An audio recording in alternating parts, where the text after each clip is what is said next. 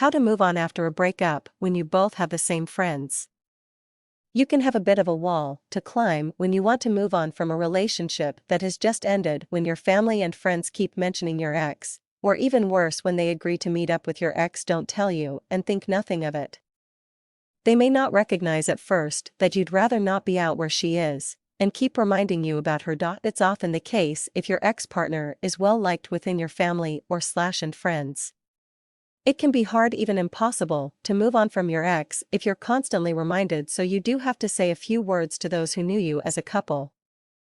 Families always have your best interest at heart. The reason that they liked your ex so much is that she made you happy.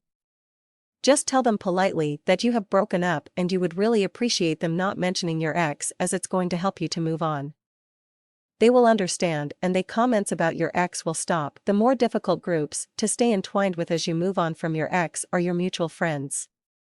If you don't really have any, moving on is a lot less of a painful process to go through, but often painful all the same. Most breakup couples will have friends that they both used to hang out with.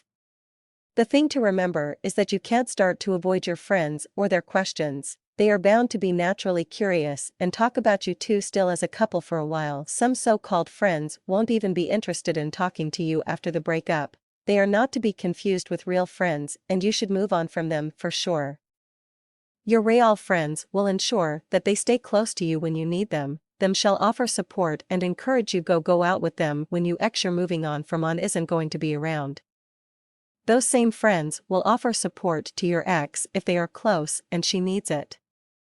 Soon you may even bump into your ex, and everything won't be as scary as it could have been. You may even need to totally avoid the group until you have spent enough time putting some space between you and your ex.